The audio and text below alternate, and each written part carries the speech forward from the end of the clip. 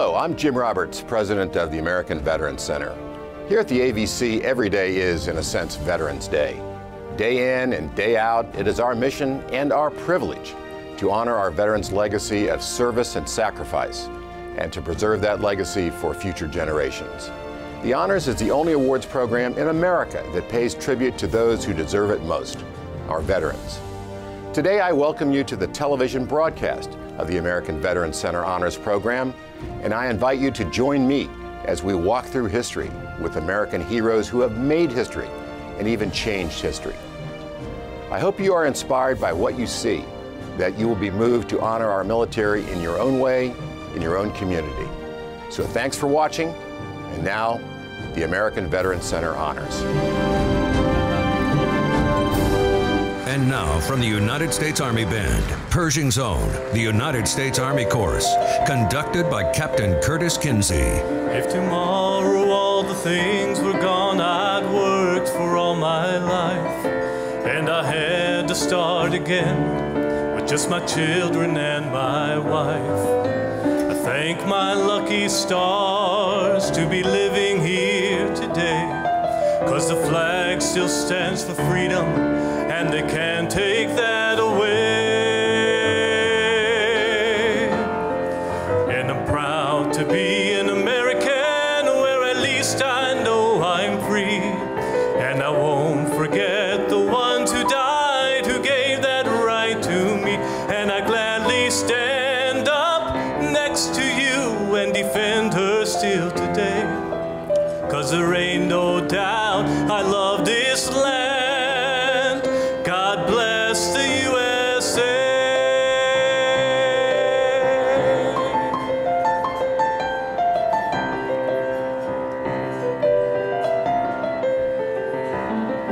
From the lakes of Minnesota to the hills of Tennessee, across the plains of Texas, from sea to shining sea, from Detroit down to Houston and New York to LA. Well, there's pride in every American heart, and it's time we stand and say that I'm proud to be an American, where at least I know I'm free. And I won't forget the ones who died, who gave that right to me. And I gladly stand up next to you and defend her still today. 'Cause there ain't no doubt I love this land. God bless the USA.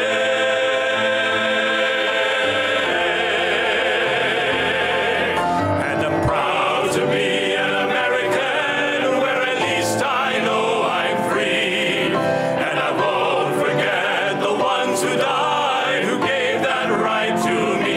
And I gladly stand up next to you and defend her still today. 'Cause there ain't no doubt I love this land. God bless the USA.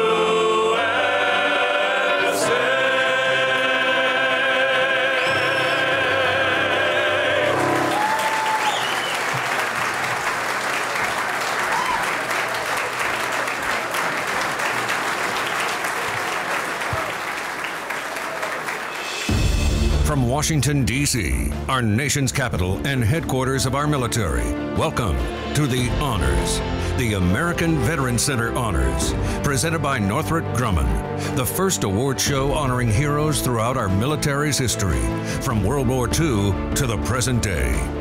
Featuring stories about American heroes as told by Brett Baer, Lorraine Bracco, Megan Kelly, Taylor Kish, Joe Mantegna, Pat Sajak, Gary Sinise, D.B. Sweeney, and Mark Valley. With special guests, military heroes from across the generations, dedicated to all who have served and sacrificed. This is your award show, The Honors. And now, please welcome your host, longtime television news anchor and Air Force veteran of Vietnam, Mr. Paul Berry. Ladies and gentlemen, it's a pleasure to be with you this evening. Now, you've heard of the Oscars, the Emmys, the Grammys, and maybe even the ESPYs. Well, now we would like to welcome you to the Honors, the American Veterans Center Honors, presented by Northrop Grumman, the very first televised award show honoring our military heroes. Tonight, you will meet the heroes who have answered our country's call when they were needed most, from D-Day in the Second World War, to the Korean and Vietnam Wars, to the young men and women who are serving us today. This show is dedicated to the millions who have served and the hundreds of thousands who have sacrificed their lives to preserve our freedoms. We need to honor these people, not for their sake, but for the sake of future generations of Americans, to give them heroes to look up to and to aspire to be, and to ensure that when they are needed, they can trust that their own valor, their own honor and sacrifice will be remembered. Tonight, in the words of Abraham Lincoln, we are going to appeal to the better angels of our nature and spotlight all that is good about our country. Tonight, we are going to meet heroes. And so, without further ado, let's meet them. On stage with us tonight to help present the awards, I would like to welcome American Veterans Center President James C. Roberts and 15th Chairman of the Joint Chiefs of Staff, General Richard Myers, who we'll be hearing from just a bit later. Gentlemen, welcome to the program. Nice to have you with us. Thank you so much. Tonight's first honor commemorates our country's greatest generation, the men and women who quite literally fought to save the world during World War II. 75 years after the war began, it is hard for us to conceive of truly how great World War II impacted the world and Americans here at home. 16 million Americans served in uniform during World War II. More than 400,000 died. The fate of the world was literally at stake in what was the defining moment of the 20th century. The World War II generation has been greatly acclaimed in recent years for their service and sacrifice, and they deserve every last bit of it. The Audie Murphy Award is the honor we will be bestowing upon the heroes of World War II tonight. Its namesake, Audie Murphy, was one of the most highly decorated Americans ever and the most acclaimed soldier of the Second World War. And here to introduce tonight's honorees from the Second World War, we would like to welcome Mr. James Matteo, famous for his portrayal of the 101st Airborne Division paratrooper Frank Perconti in the acclaimed HBO miniseries Band of Brothers. James. Good to see you here. Thank you, everybody. Exactly 70 years ago, 1944, was the year of the Airborne. Most of the 82nd Airborne Division, which had seen action in Sicily and Italy, moved to Britain, where they joined the untested 101st Airborne Division and prepared for the invasion of Normandy, D-Day. Some of the 82nd Airborne remained in Italy for the landing at Anzio, where the fighting was just as intense. Among them was a young officer in the 504th Parachute Infantry Regiment, James Maggie Magellis. The men of the 504th would eventually rejoin the rest of the 82nd Airborne on the western front of the war. It was there that the story of our first honoree would unfold. Narrating his story, we welcome television star, West Point graduate, and Army veteran of the Gulf War, Mark Valley. Sunday, January 28, 1945. Days after the Battle of the Bulge, a small unit of American paratroopers advanced through the snow toward their new objective, the Belgian town of Heeresbach. Nearing the town, their commander, First Lieutenant James Magellis, nicknamed Maggie, ordered his men to stop and get down. He spotted movement in the distance, a mass of men that quickly made themselves clear, a large force of German infantry advancing from the town, completely unaware of the Americans' presence. Outnumbered and outgunned, Maggie knew he had one distinct advantage, the element of surprise. Without hesitation, he ordered his men to attack. Charging forward, Maggie's paratroopers overran the stunned Germans within minutes. More than 100 were killed, and those still standing tossing their weapons to the ground in surrender. Not a single man in Maggie's small force had been killed or wounded. But the action was not over. A German Panther tank revealed itself, advancing through the snow toward the paratroopers' position. Acting decisively and without regard for his own life, Maggie charged the tank, disabling its tracks with one grenade before eliminating its crew with a second, saving the lives of many of his men. The battle won, Maggie was recommended for the Medal of Honor. However, the account of his destroying the tank was somehow left out of the official battle report due to a paperwork error, and he was instead awarded the Silver Star for leading the attack. The battle at Harrisburg was not Maggie's first. A native of Wisconsin, he became a second lieutenant in the Army upon graduating from College ROTC in 1942. Assigned to the Signal Corps, Maggie was restless to get to the front lines and soon volunteered for the 82nd Airborne Division. He first saw combat in Italy, outside Naples, where he was wounded. When the remainder of the 82nd Airborne returned to Britain in October 1943 to prepare for the D-Day invasion, Maggie's 504th Parachute Infantry Regiment stayed behind to participate in the landings at Anzio, Italy, where he was again wounded. In September 1944, fully recovered, Maggie parachuted with the 504th into Holland as part of Operation Market Guard. He survived the bloody crossing of the Waal River near Nijmegen. The paratrooper's small boats braved withering machine gun fire. That same day, Maggie single-handedly attacked a German observation post and machine gun nest, actions for which he would receive the Army's second highest award, the Distinguished Service Cross. Following the Battle of the Bulge and the fight at Harrisburg, Maggie regrouped his men to defend against German counterattacks and hold the town, a key jump-off point for the 82nd Airborne's advance toward the Siegfried Line and into Germany. From the day he joined the 82nd Airborne Division until his final action in Germany, Maggie Magellas served as an officer with Company H of the 3rd Battalion, 504th Parachute Infantry. By the end of the war, he was commander of that company, and eventually leading them down 5th Avenue in New York City's Victory Parade. In an era of heroes, the combat record of Lieutenant Colonel James Magellas boldly stands out. His awards include the Distinguished Service Cross, 2 Silver Stars, and 2 Purple Hearts, among many others. And to this day, Maggie Magellas remains the most decorated officer in the history of the famed All-American 82nd Airborne Division. Ladies and gentlemen, the most highly decorated officer in the 82nd Airborne Division history, Lieutenant Colonel James Maggie Magellas. I was a combat platoon leader all the way from Africa, all through the Italian campaign. But it was in the waning days of the war, and when we were moving rapidly through Germany, that I got a call from a forward element of my company that said, we're outside of an encampment, it's barbed wire, and inside are a bunch of skinny-looking men. And I said, I'll be right up. I came up there, and indeed it was a barbed wire encampment enclosed. We shot the lock off the gate and entered in, and we did. The SS troopers went out the other gate. Bodies were lying everywhere, strewn all over, and it was there that I said, we fully realized what we've been fighting for. Soldiers enter the service and they enter for a cause. They believe in something. They believe in this great country of ours and the freedoms we enjoy. And we all believed that. And we were young men just out of school.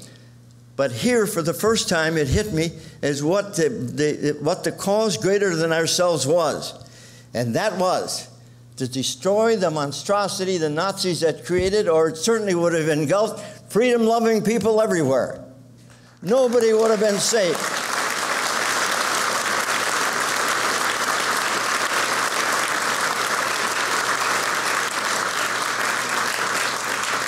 And that was the cause greater than ourselves. And for that reason, not only am I grateful for this invitation, the opportunity to be here and to meet all of you and participate in this great event and for the award I'm going to get, but I'll also cherish the fact that I have the Audie Murphy Award.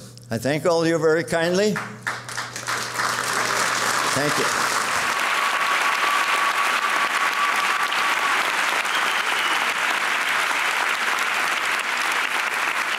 But while our first honoree was fighting in Italy, our second honorees were in England, preparing for what their first commander had called their rendezvous with destiny and the invasion of France. Their story would continue on from France into Holland, and then to the corner of Belgium and the city of Bastogne, where in sub-zero temperatures and deep snow, they held off the German onslaught during the Battle of the Bulge, cementing their legend. Sharing the story of the second honorees, D.B. Sweeney.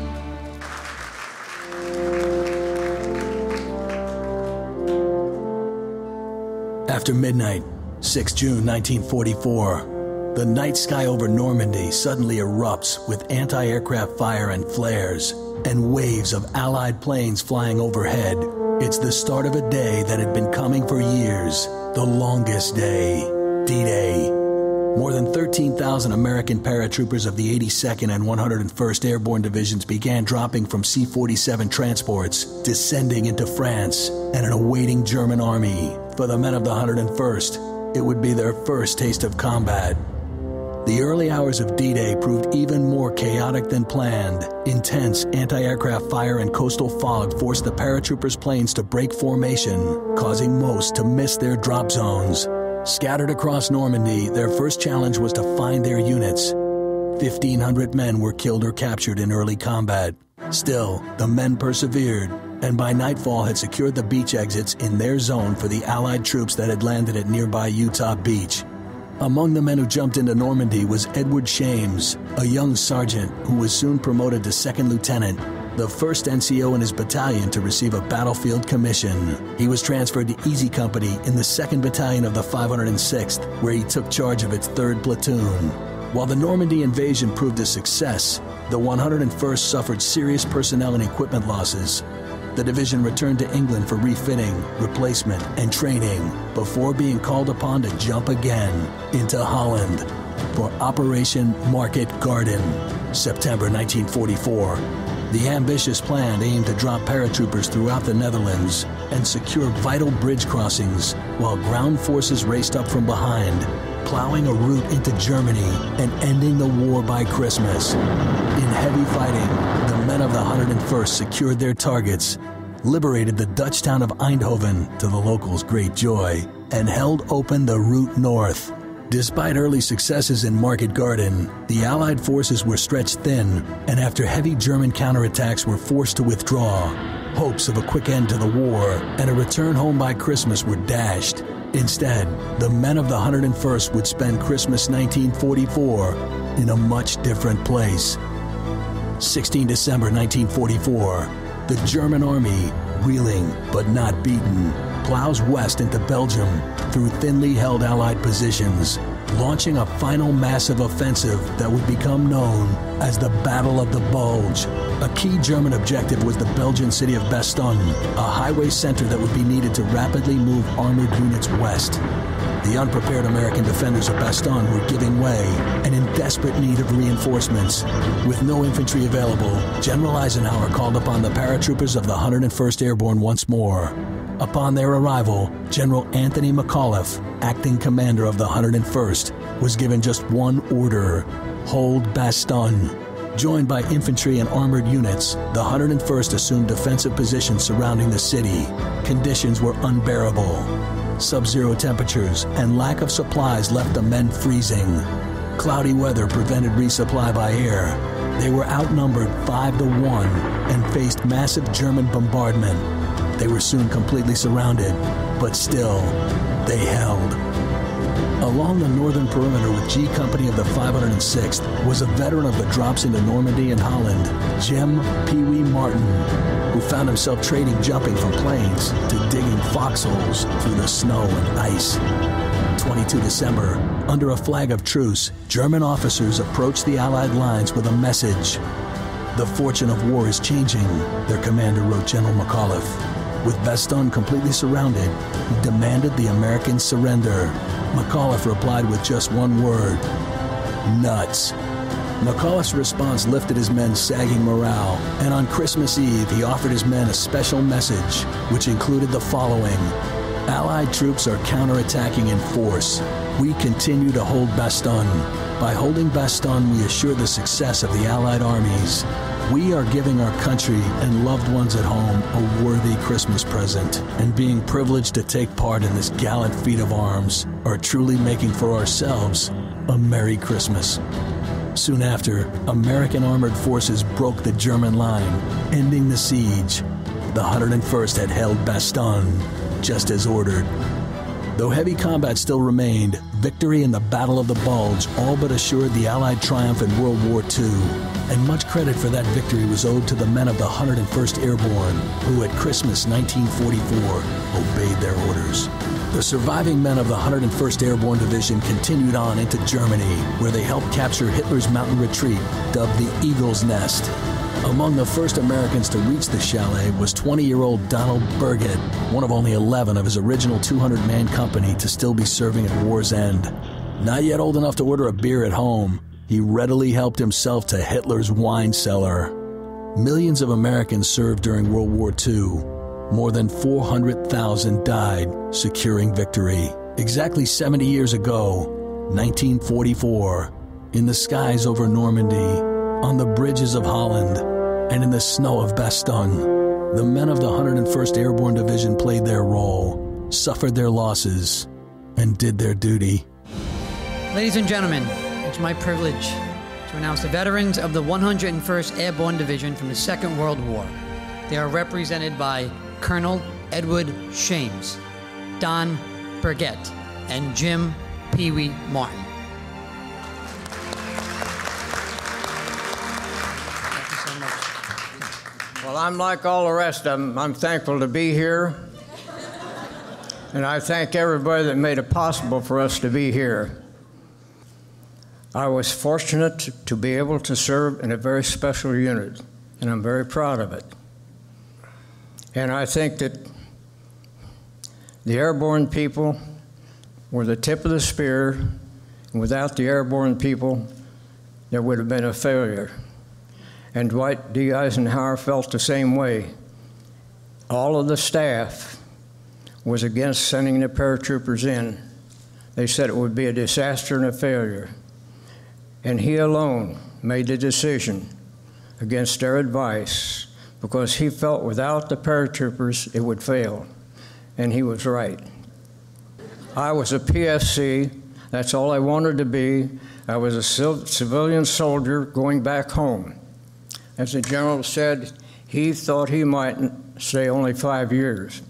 Well, thankfully, people like him stayed longer. I went back to what I was doing before. I'm a country hick, and I'm still going to be one as long as I live. And I thank all of you for the opportunity to be here.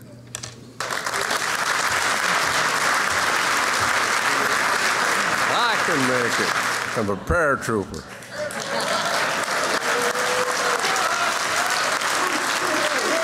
Thank you. Thank you.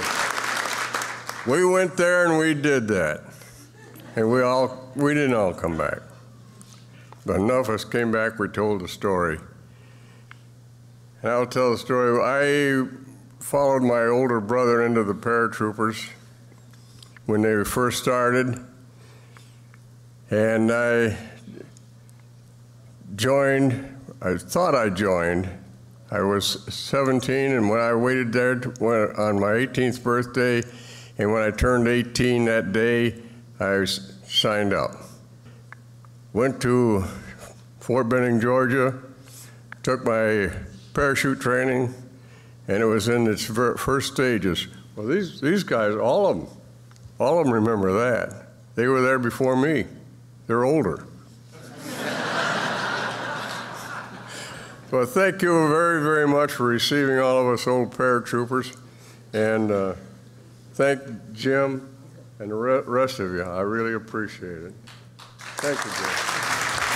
Hell, I have nothing to say after all of that. Incidentally, I want to say something about Pee Wee. Pee Wee just made a jump in Normandy last June. A jump out of an airplane.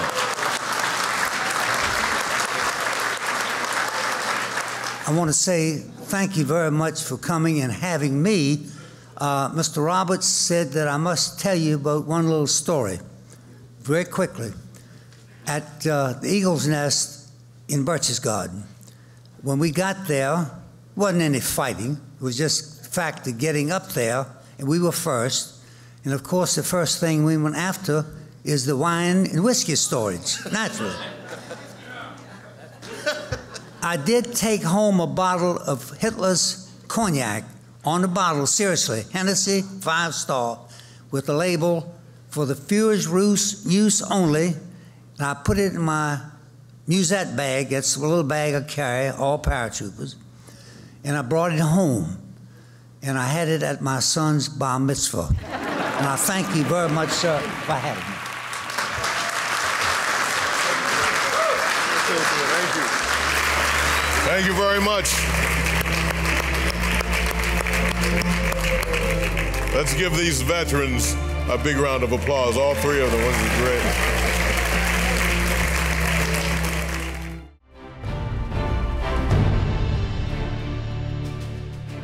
On behalf of Northrop Grumman Corporation and our 65,000 employees, I welcome you to the American Veterans Center Honors, recognizing our nation's veterans and active duty service members. We are proud to again sponsor this program, honoring and thanking our military men and women across generations for their achievements, courage, dedication, and sacrifices, helping to protect our nation and preserve our way of life. Honoring the legacy, experiences, and sacrifices of our veterans and active duty service members is a privilege and an imperative. The particular heroes we honor here have demonstrated valor above and beyond the call of duty in conflicts ranging from World War II and Korea to Vietnam, Iraq, and Afghanistan. In so doing, they have demonstrated the shared qualities of courage, determination, selflessness, dedication to duty, and integrity. As we thank and recognize them, we thank and recognize all of our veterans, past and present. I also want to thank the American Veterans Center for launching the Honors event, now in its 17th year, to shine a light on all those who have so nobly served. World War II marked a huge change in opportunities for women in the workplace.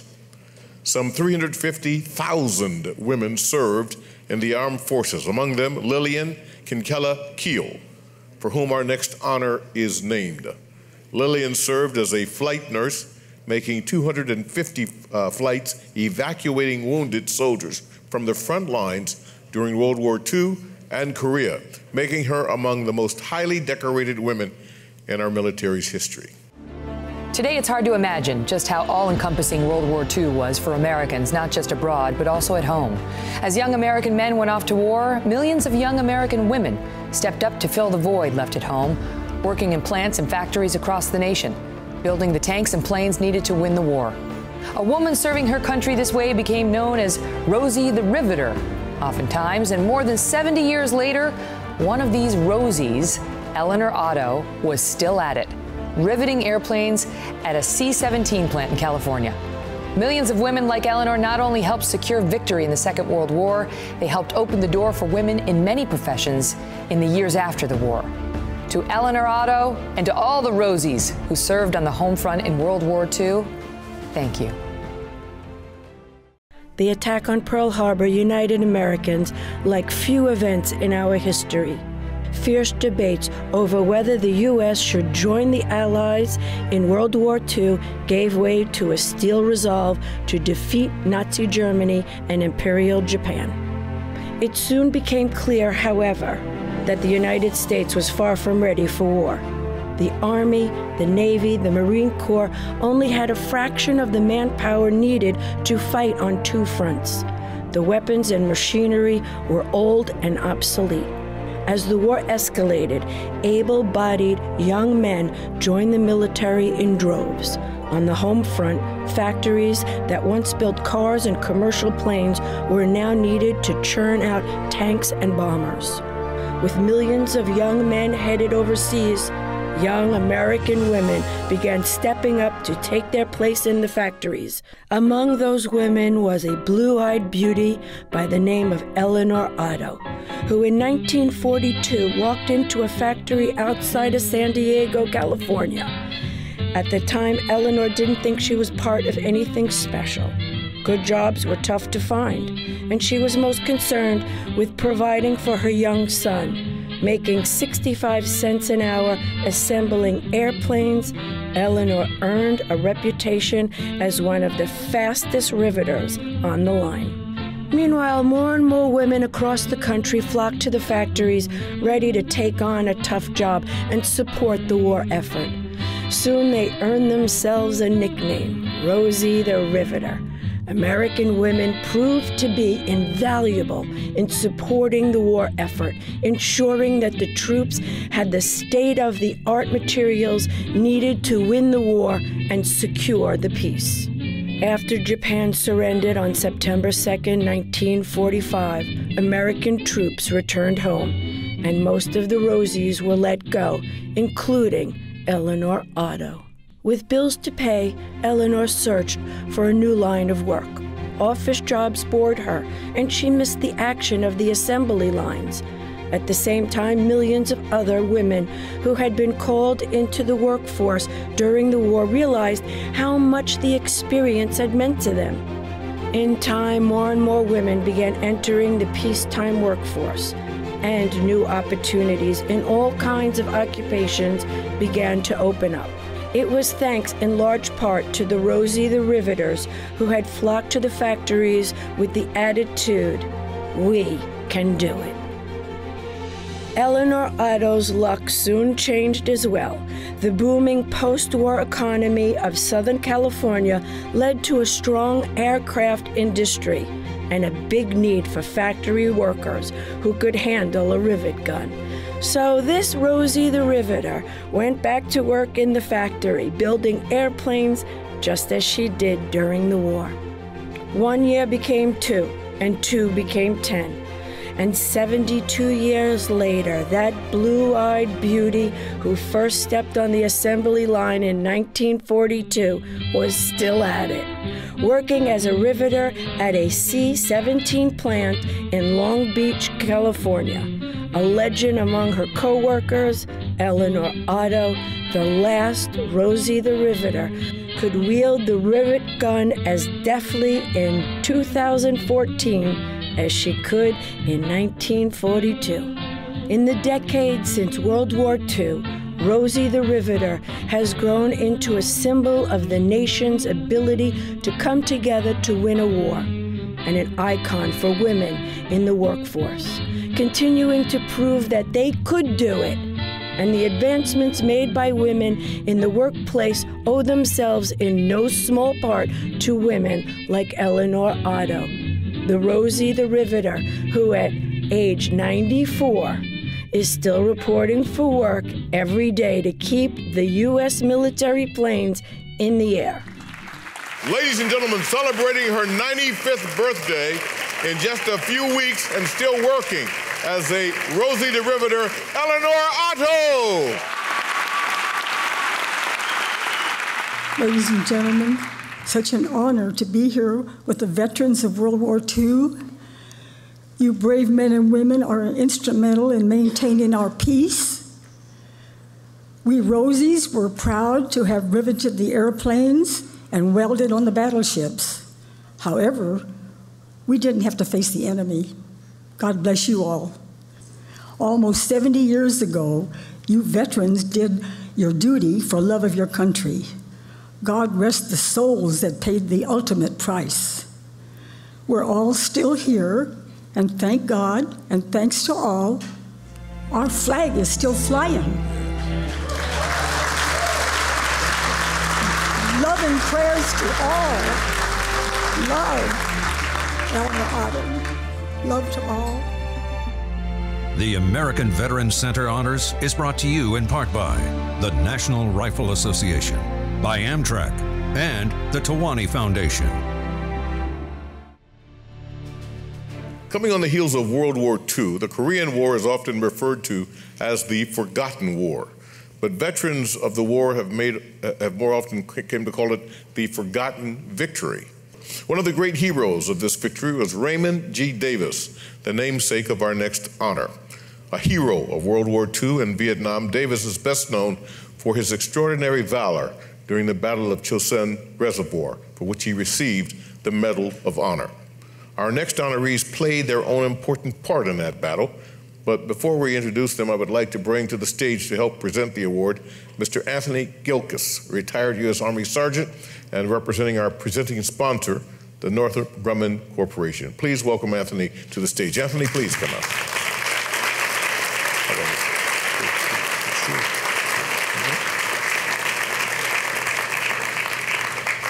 And now the story of our Korean War honorees, narrated by Tony Award-winning star of stage, screen, and television, Mr. Joe Mantegna.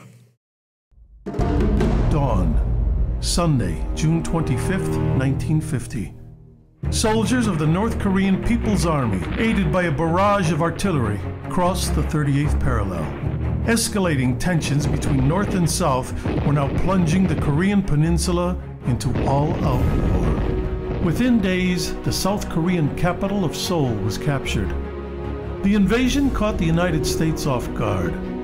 Obligated to its fledgling ally in the South, the U.S. hastily regrouped, preparing to send a force to meet the onslaught from the North. A shell of its World War II power, the U.S. military was met with early setbacks and driven to the extreme south of the peninsula, to the port of Pusan, where they would make a final stand and wait for reinforcements from home. Among those reinforcements were men of the 65th Infantry Regiment from Puerto Rico, known as the Bucaneers, in tribute to the island's native name. The Puerto Rican unit had participated in the First and Second World Wars, but had never been truly tested in battle. The men were immediately pressed into action, attached to the Army's 3rd Infantry Division, and taking part in the breakout from Pusan and drive north. Following General Douglas MacArthur's daring invasion behind enemy lines at Incheon, the North Korean assault disintegrated and Seoul was recaptured. The momentum turned and the Allied forces pushing north, victory appeared within sight. But hopes of victory soon met cold reality in December 1950 in a remote part of North Korea near Chosin Reservoir. The Chinese army, backed by the Soviets, had recently entered the war and launched a massive assault on the overextended U.S. 8th Army and 1st Marine Division.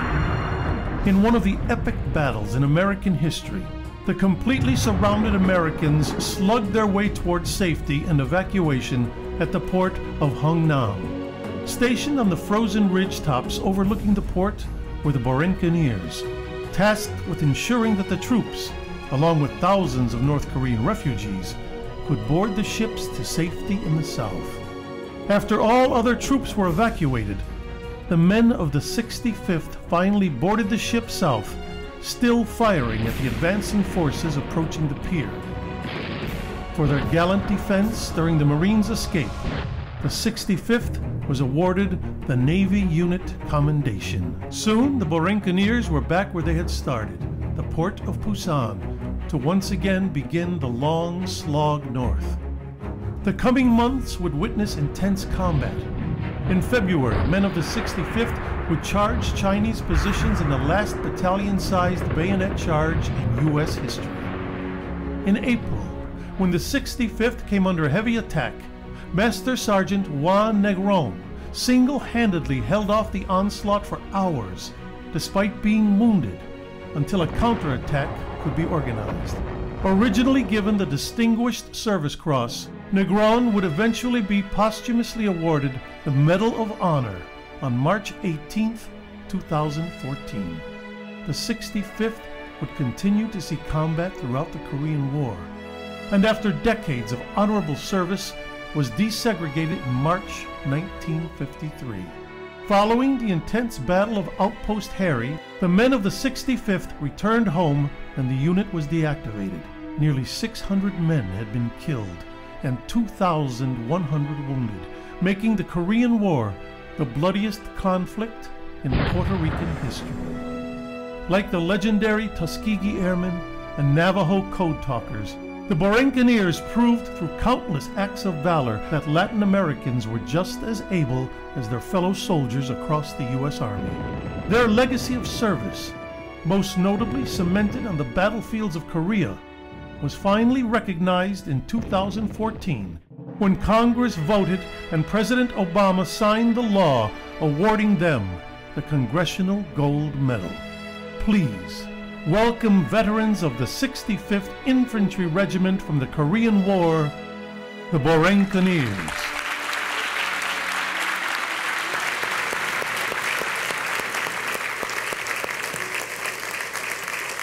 Ladies and gentlemen, the Bucaneers, represented by First Sergeant Fernando Rodriguez Borges, Dr. Alberto Garcia, Sergeant Major Victor Lopez Neves, and Command Sergeant Major Emilio Castro Rivera. Give them all a round of applause, would you please?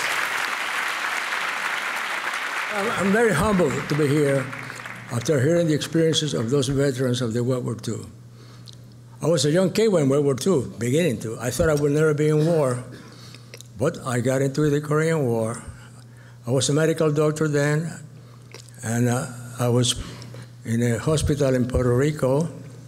I was in the reserve when I got a call all of a sudden, report to Fort Buchanan. Besides taking care of the wounded, my main concern in North Korea was frostbite. The Army developed a very nice set of boots that were very nice and warm, but when you sweated, so your socks were frozen in the morning, so you had a lot of frostbites. So I spent a lot of time treating frostbites in Korea. The Korean is a forgotten war, but it was a hell of a war anyhow. Thank you. Hey everybody, Christian Bush from Sugarland here. Wanted to take a minute and thank everyone who is serving and has served in our military. I know what it's like to grow up in a military family. My dad was stationed in Korea. I think I was actually made there.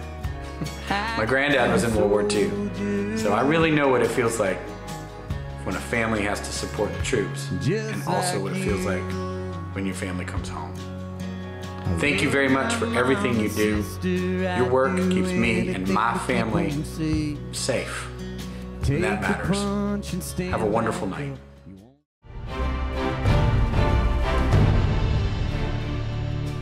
You know, as a proud veteran of Vietnam, I was stationed, ended up at Tuiwa in South Vietnam.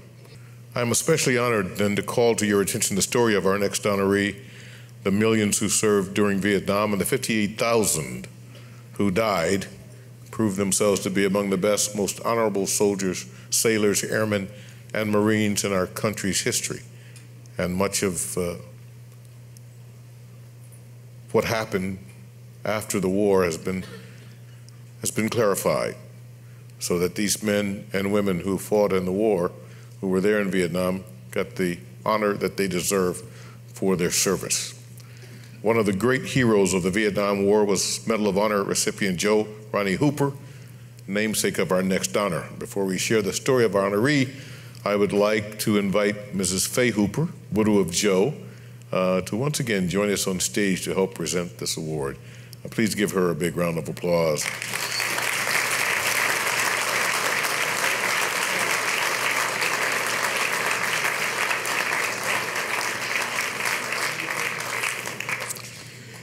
And now to share the story of this year's honoree, we invite you to listen to U.S. Army veteran of Vietnam, Mr. Pat Sajak.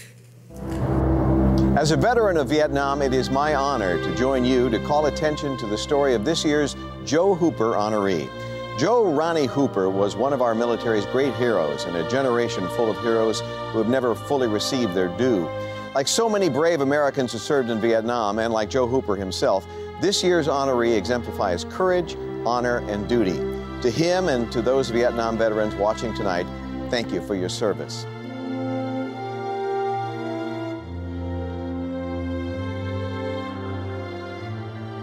A native of Oklahoma, Melvin Morris joined the National Guard in 1959 and soon after the United States Army.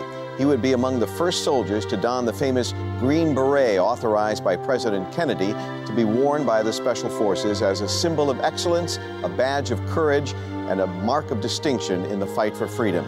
In 1961, Morris volunteered for the first of 2 tours in Vietnam. Promoted to Staff Sergeant, he rose to command a Special Forces strike force on missions throughout the country. Moving out on patrol on September 17, 1969, Morris and his men entered a village to an eerie quiet. Not a soul to be seen, an old woman singing the only sound. Their suspicions were confirmed when gunfire broke out in the distance. Word soon came over the radio that the commander of a nearby company had been killed. Now under fire himself, Morris rallied his men, then broke off with 2 volunteers in a daring attempt to retrieve his fallen comrade. "You don't leave a soldier behind," he later recalled thinking. Almost immediately, Morris and his men were spotted coming under an intense fire that hit both of his volunteers. Again, with the attitude that you don't leave a soldier behind, Morris assisted both men back to safety before resuming his assault alone. Grabbing as many grenades as he could carry, Melvin Morris charged toward the enemy position and a hail of bullets, with only his small forces operating supporting force as cover. Under constant machine gun fire, Morris single-handedly destroyed position after position, knocking out 4 enemy bunkers. Finally, upon reaching the bunker nearest the fallen soldier, Morris repulsed the remaining enemy fighters, retrieved his comrade's body, and made his way towards safety. Still under fire, he was shot 3 times, but continued to struggle on until he reached friendly lines. You don't leave a soldier behind. The men who saw Melvin Morris's action that day knew they had witnessed extraordinary valor. He would be awarded the Distinguished Service Cross for his actions, along with the Purple Heart, and go on to serve another 22 years, retiring a Sergeant First Class. Still, it was not until March 18, 2014, that the valor and sacrifice of Melvin Morris was fully recognized. At a ceremony at the White House, following a special Army review of soldiers whose valor may have been overlooked due to racial or ethnic backgrounds, President Obama presented Sergeant First Class Morris with our nation's highest military award, the Medal of Honor. Of the more than 6,500 cases reviewed, 24 were selected to receive the medal, with only 3 men still surviving. Yet, as the entire generation who served with honor in Vietnam, it is never too late to recognize their service and never too late to say thank you. Ladies and gentlemen, it is my honor to introduce to you Medal of Honor recipient, Sergeant First Class Melvin Morris.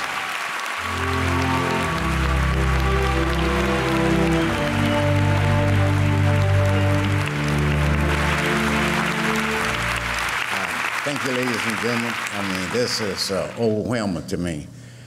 Since I was awarded the Medal of Honor, Congressional Medal of Honor in April, I've been able to handle it pretty good. But here tonight is kind of overwhelming. You know, I'm here with a bunch of military. I'm here with a bunch of dedicated men, honorable men, that serve the country, and it's overwhelming when you're with this group of people. When you're in combat, it's something that you don't cause. You just step up to the plate, and you do what you have to do. You don't create a situation. A situation creates you, and a lot of us happen to fall in that category. And it's an honor that I never expected to get.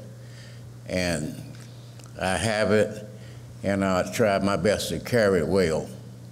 You know, I'm very grateful.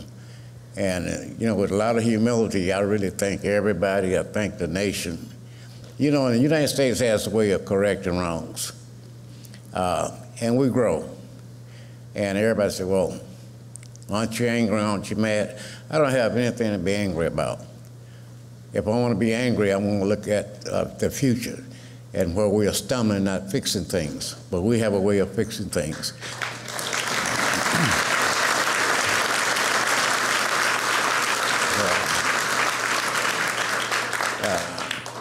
You know, this is almost more overwhelming than being at the White House receiving the Medal of Honor. Yeah, you know, I've never been nervous, but tonight I'm a little nervous. So, you know, thank you for honoring me, and I thank everybody that took part in doing this. I want to thank you, and I will carry this honor well. It's changed my life, but I'll do well by it, believe me, and I want to thank you.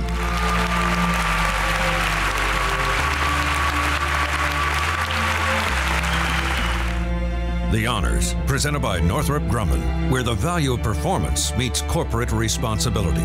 With support from Verizon. And you gave 100% to your country. We're proud to give 100% to you. New Day USA.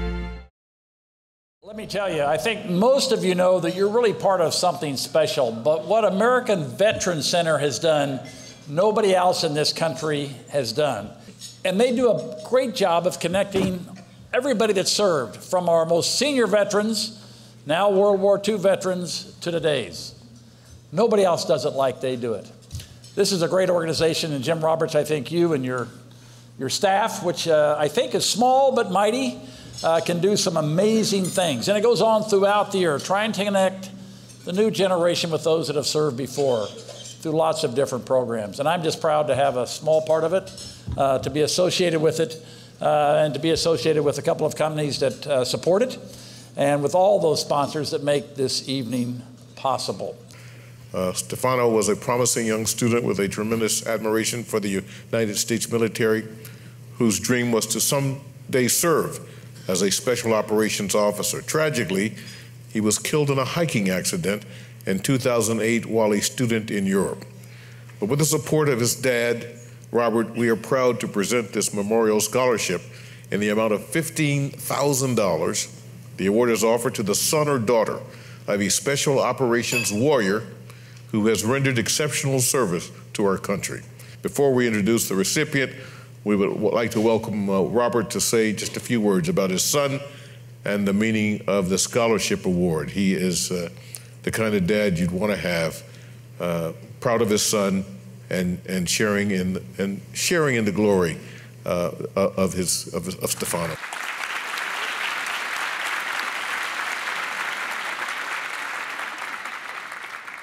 As exceptional people and blessed as we are, particularly by the men and women in this room, it's our duty to pass that torch on. This young man, Sean, is an incredible student, as were the others who have received this award. And I said to him before he came out here, the entirety of my speech, to the extent it's called speech, is to inform him of his duty to carry on in his father's tradition and each and every one of you in this room's tradition. And we would also like to welcome to the stage to help present the scholarship award, Mr. Christopher McClure, representing the Special Operations Association. And this year's scholarship recipient is Sean Wilson of Plantation, Florida. Sean, please come forward.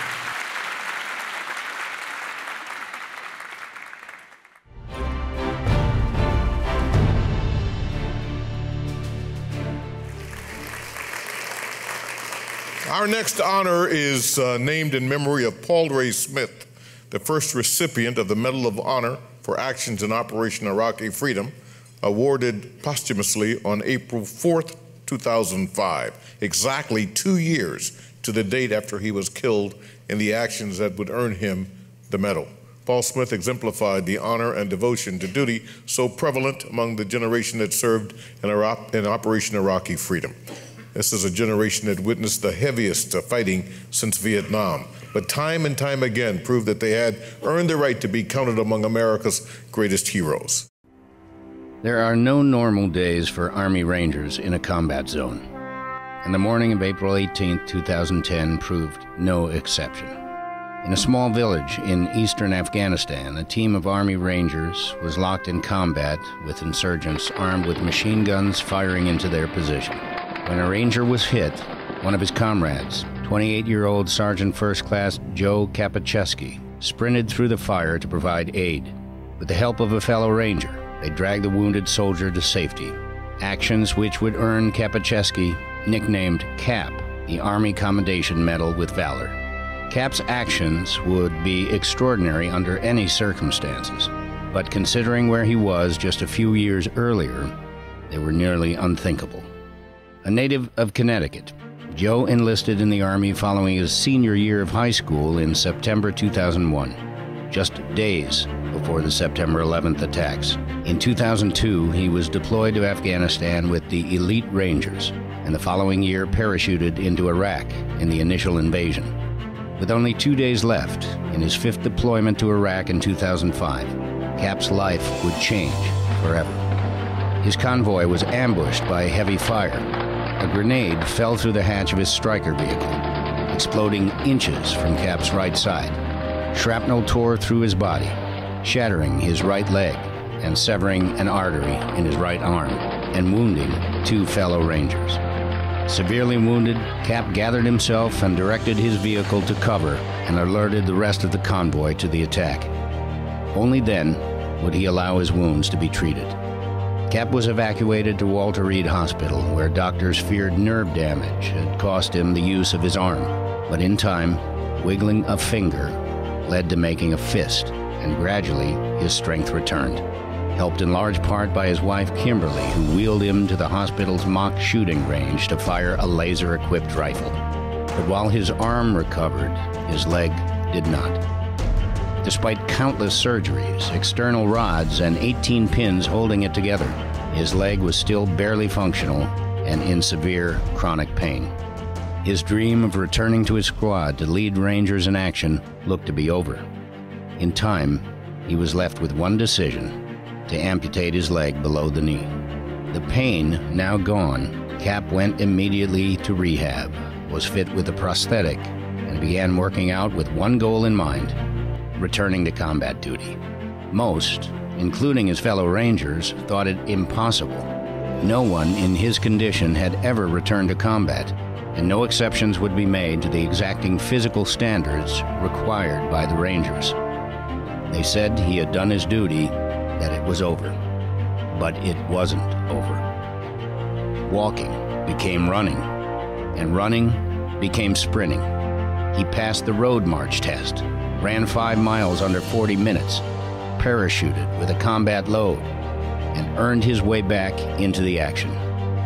He regained his squad leader position and was promoted to platoon sergeant, and in 2009 became the first Ranger in U.S. Army history to return to combat action with a prosthetic limb. Sergeant First Class Joe Kapacziewski has been awarded the Bronze Star with Valor and Purple Heart, among many other decorations, and has been deployed to combat 10 times, 5 with an artificial limb. And while his goal was always to be a Ranger, not a war hero, an amputee, his uniquely American comeback story is a living example of the honor and resiliency of the American soldier. Ladies and gentlemen, the first U.S. Army Ranger in history to return to active combat with a prosthetic leg, Sergeant First Class Joe Kapacziewski. Joe, come forward.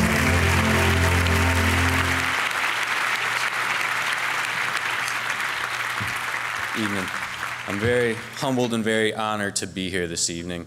I'd like to congratulate the other honorees for what they've done. It's paved the way for my generation of service members.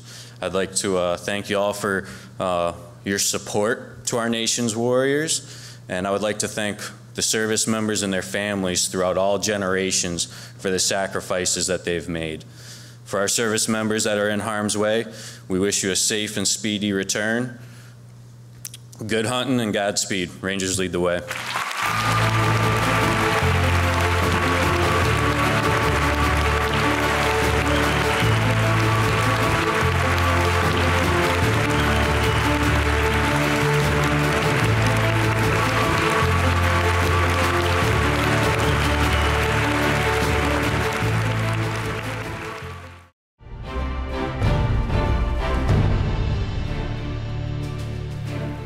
Since Operation Enduring Freedom began in the weeks after September 11th, we have witnessed countless acts of valor and sacrifice by American troops in Afghanistan. To date, 12 men from the conflict have been awarded our military's highest award for valor, the Medal of Honor. The very first of these medals was awarded for action that took place on June 28, 2005, in the mountains of Kunar province near the border with Pakistan. On that date, U.S. Navy SEAL Lieutenant Michael P. Murphy was leading his four-man team on a mission to kill or capture a top Taliban leader. During the mission, several local goat herders stumbled upon the SEALs' hiding place. It was clear to Lieutenant Murphy that they were civilians, but that they were also likely sympathetic to the Taliban. Letting them go unharmed would assuredly lead to their position being compromised. Lieutenant Murphy did not hesitate, rightfully ordering his men to release the goat herders and to adopt a defensive position while waiting for evacuation and that inevitable attack. And that attack soon came, and though outnumbered and outgunned, the SEALs fought valiantly. In the fighting, Lieutenant Murphy knowingly and willingly exposed himself to enemy fire in order to get a better position to call his base for help, to help save his fellow SEALs and friends. Though shot in the chest, Lieutenant Murphy successfully made that call. His last words before falling were, "Roger that, sir. Thank you." You may have recently seen the story of Lieutenant Murphy and his fellow SEALs in the hit movie, The Lone Survivor. 19 men were lost in the action, known as Operation Red Wings, including 2 of Lieutenant Murphy's teammates, Matthew Axelson and Danny Dietz, and 16 SEALs and Night Stalkers killed when their helicopter sent to rescue Murphy's team was shot down. The 4th member of Lieutenant Murphy's team, Marcus Luttrell, was the only man to survive. 2 years later, Lieutenant Michael Murphy would be posthumously awarded the Medal of Honor for his valor and sacrifice that day. The Lieutenant Michael P. Murphy Award is presented in honor of Lieutenant Murphy and all of the men of Operation Red Wings who were lost that day. At this time, I would like to introduce to the stage Mr. Dan Murphy, Lieutenant Murphy's father, to help present this year's award. Joining him is Jeff Roy, First Vice President, representing Military Order of the Purple Heart Service Foundation. Please give them a round of applause.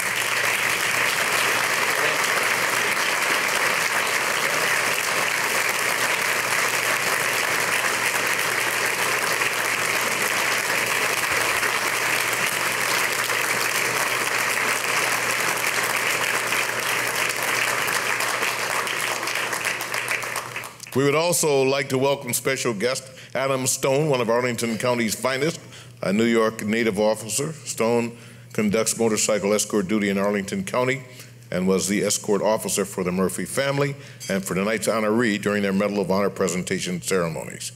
And finally, representing the Chief of Naval Operations, Director, Operations and Plans, Rear Admiral Brian Luther.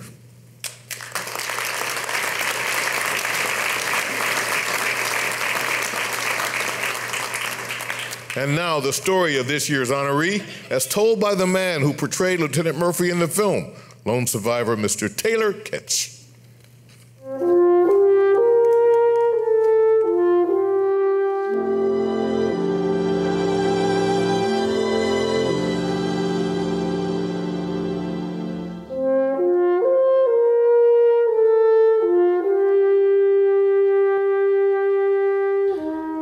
Uncommon valor. Among Marines, time and time again, in World War II, Korea, and Vietnam, this has proven to be a common virtue. This virtue was tested on the battlefields of Iraq and again in the mountains of Afghanistan, no more so than in the Kunar province near the Pakistani border, September 8, 2009. Early that morning, American advisors were to join Afghan troops for a pre-dawn meeting with elders of a small mountain village. The group was then ambushed by more than 50 insurgents, heavily armed and firing from houses and fortified positions on the slopes above. In the attack, 4 Americans were cut off and taking heavy fire. Maintaining security at a nearby rally point was 21-year-old Marine Corps Corporal Dakota Meyer. Hearing over his radio that the Americans were pinned down, Meyer took action. With a fellow Marine driving, Meyer manned the gunner's position as they made their way toward the fighting in an attempt to help. Approaching the fight, the Marines drew intense fire. Though his position was exposed, Meyer refused to take cover. He continued to fire the mounted machine gun and his rifle. Twice venturing into the ambush, the 2 Marines evacuated 24 Afghan soldiers, many of them wounded. Grabbing a new vehicle when the mounted gun was knocked out, he returned to the action a 3rd time to provide cover for the remaining soldiers. Despite taking shrapnel to the arm, he returned again, evacuating wounded Afghans and continuing the search for the missing Americans. Finally, on his 5th trip into the kill zone hours into the battle, Meyer dismounted the vehicle and moved in on foot, locating and retrieving the bodies of his 4 fallen comrades. Meyer's bold initiative not only disrupted the insurgents' attacks, it inspired fellow American and Afghan troops to continue the fight. On this day, Dakota Meyer reaffirmed that uncommon valor was still a common virtue among Marines. Not since the Vietnam War had a Marine stood in the White House and received the Medal of Honor. That would change September 15, 2011, as President Obama awarded Sergeant Dakota Meyer our military's highest award, the first living Marine in 38 years to be so honored. The Medal of Honor has always held a special place of reverence within the American military. no more than the present generation. Those who have received it, starting posthumously with Paul Smith in Iraq and Michael Murphy in Afghanistan, are symbols of valor, honor, and sacrifice of the millions who served in these two wars. Dakota Meyer's actions, and those of thousands of his fellow Marines, validate that the proud traditions of the United States Marine Corps continue to live on.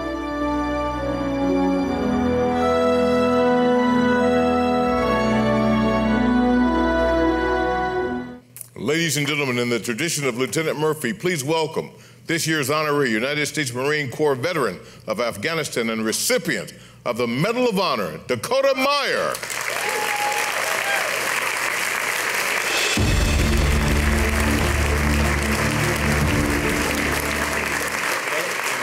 Hey, guy. You betcha. Good to see you.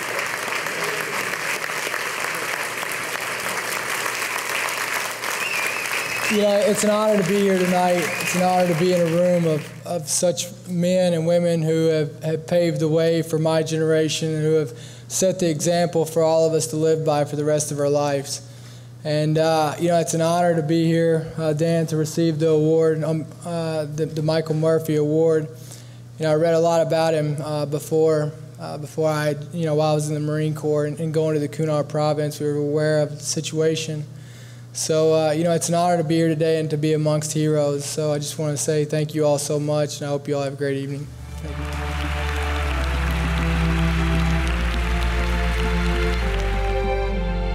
The Honors is presented by Northrop Grumman with support from Military Order of the Purple Heart Service Foundation, Stars and Stripes, and York Media.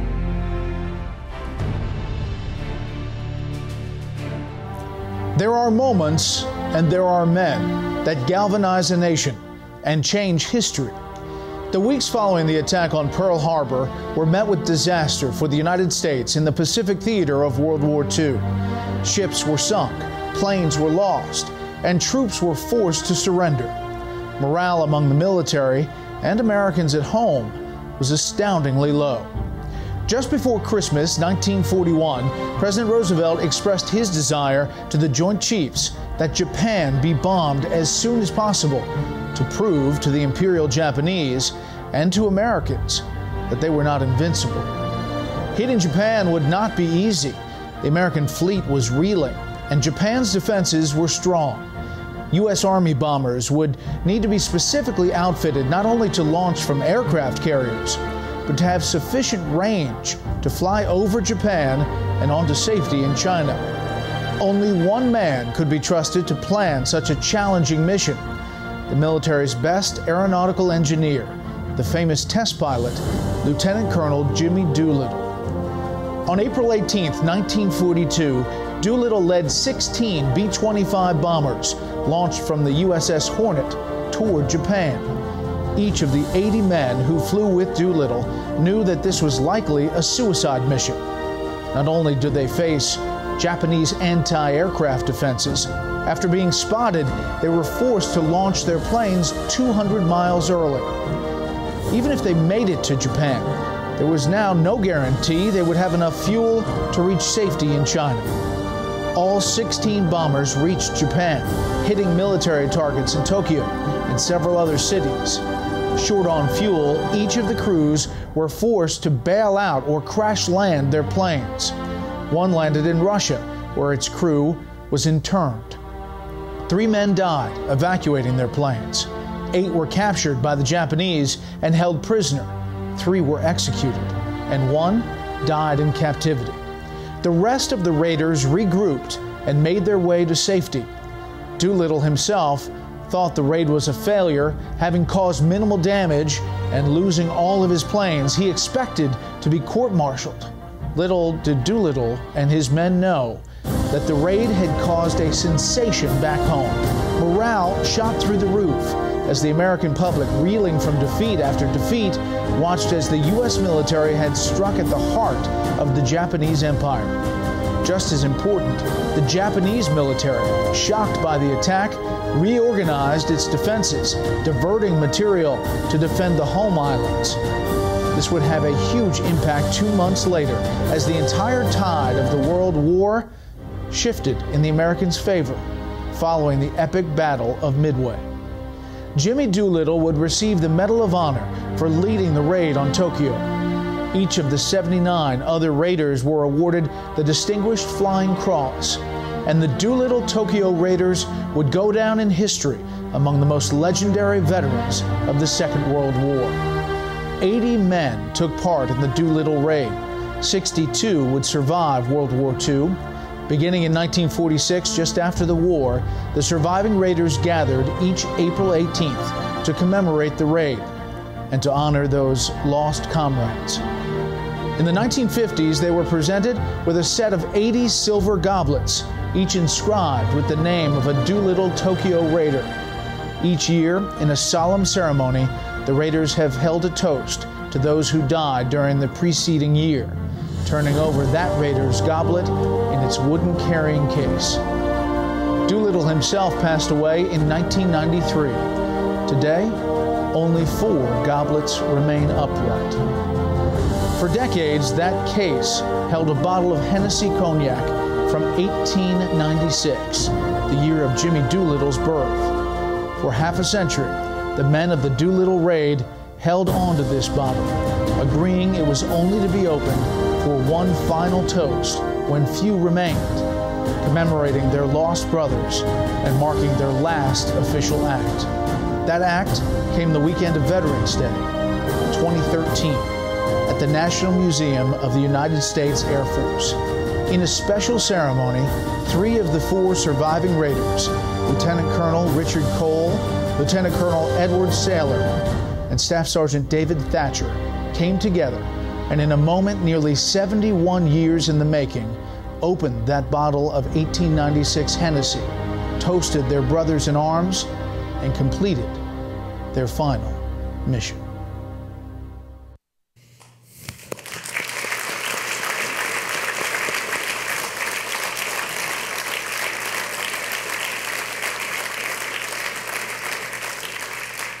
Ladies and gentlemen, it is my honor to present to you the legendary Doolittle Tokyo Raiders engineer on plane number 15, Lieutenant Colonel Edward Saylor, and co-pilot on plane number 1 alongside Jimmy Doolittle himself, Lieutenant Colonel Richard E. Cole.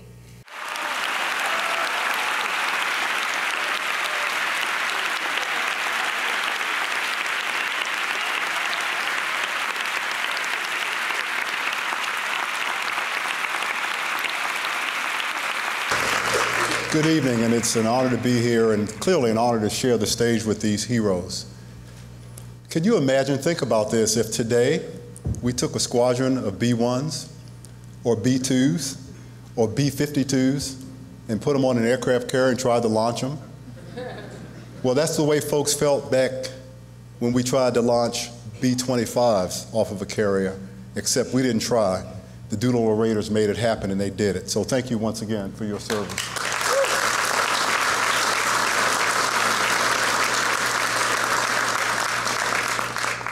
Now, growing up in the Air Force, I've been trained and I've studied the Doolittle Raiders, and for me, there aren't many people that I even whisper in the same breath or same sentence as the Doolittle Raiders.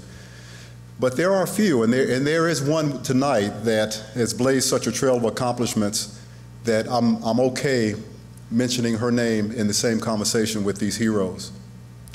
This year's award recipient, Lieutenant General retired Susan J. Helms, is an American hero. She devoted 34 years of extraordinary service to this country and is a true role model and professional. Selected by NASA in 1990, General Helms became the first United States military woman in space as a crew member of the Space Shuttle Endeavour in 1993. A veteran of 5 space flights and having served aboard the International Space Station, she logged 211 days in space, including a spacewalk of nearly 9 hours, which just happens to be a world record. She commanded the Joint Functional Component Command for Space, where she provided an accurate threat assessment of the North Korean Taepodong-2 test by fusing intelligence data with a diverse set of space capabilities. This assessment shaped and guided U.S. foreign policy. As a flight engineer, she flew in 30 types of U.S. and Canadian military aircraft. It's not every day that you get to meet a national treasure, but tonight we get to do just that. I can't imagine anyone more deserving of this award. General Helms, would you please come to the stage?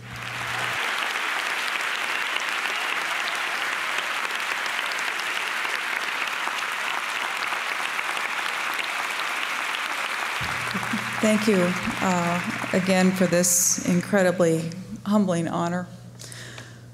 I actually met Jimmy Doolittle myself when I was a cadet back at the Air Force Academy. He had a twinkle in his eye. He had come to visit the cadet wing. It was the late 70s, and they introduced him at the noon meal formation. And after the meal was over, I grabbed my notebook and I chased him down as he was leaving the dining hall and asked him for his autograph, which I still have. And it is the only time I've ever chased anyone down for an autograph, if you can believe that. The Doolittle Raiders and the legend of it is just, they are absolute rock stars from the standpoint of exemplar legends of valor, esprit de corps, and honor. And to have the Doolittle Raiders themselves now honor me with this award is truly incredibly humbling, and I feel wholly unworthy of it. So I'd like to thank the Raiders for that. Gentlemen, we met a few years ago. It's wonderful to see you again. And words just can't convey the gratitude I feel for this honor. Thank you.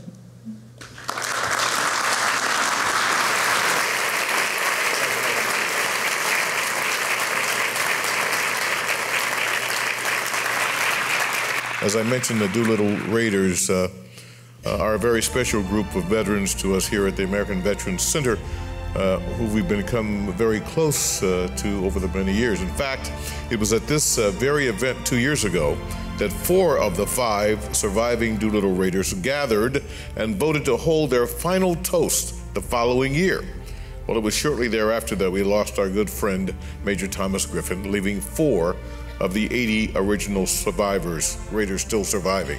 Unfortunately, as fate would have it, the Air Force had to schedule their final toast of 1896 Hennessy, which we just heard about a few moments ago at the Air Force Museum in Dayton, Ohio, for the very same night at last year's honors. We all so badly wanted to be with you for that special moment and wish that you could have been here with us. And though we couldn't be with you then for the toast of that historic night, gentlemen, you are here with us now. And God knows they made a lot of Hennessy over the years. Entering the hall and making their way to your tables are students from each of our military service academies and a number of our ROTC programs from across the country, each carrying a bottle of Hennessy cognac provided to us by our friends at Hennessy. Nice to have friends in high places. Lieutenant Colonel Cole, I would like to welcome to the stage your grandson, United States Military Academy Cadet Elian Dryden Cole Schall, who will be pouring Hennessy for each of us on stage. Ladies and gentlemen, if you could not already tell, tonight's honors is about legacy, about the continuation of one generation of heroes to the next. I think you will agree with me that this is truly a way to sum it all up together. Would now like to call to the podium one final time General Richard Myers, the first recipient of the Doolittle Raiders Wings of Valor Award, to lead us in a toast to these legendary men. You gave us hope when there was a great uncertainty in the world. You showed courage when many were afraid. You conducted yourselves with honor, providing all of us a legacy of freedom. Yes. To the Doolittle Raiders, those living, those that have passed. To the Raiders. To the Raiders, here, here.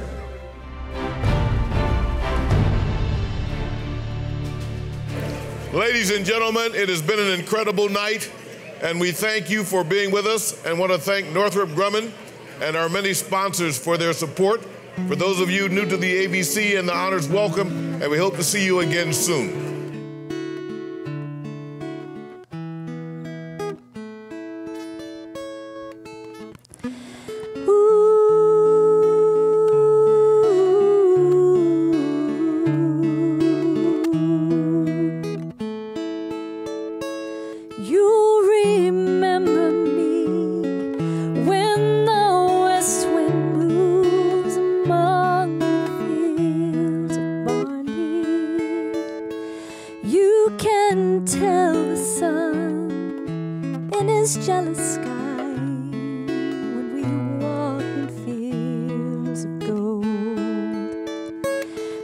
So she took her love for to gaze a while among the fields of barley. In his arms she fell as her hair came down among the fields of gold. Will you stay with me? Will you be my love among the fields of barley?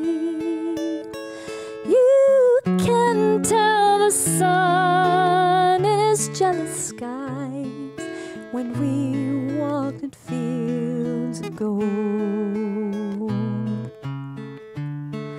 I never made promises lightly. There have been some that I've broken, but I swear in the days still left, we will walk in fields of gold. We will walk in fields of gold.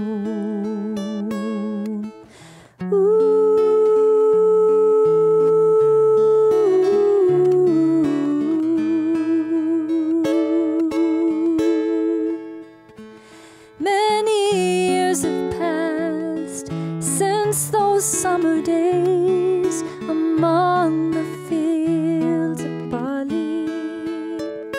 See the children run as the sun goes down, as you lie in fields of gold.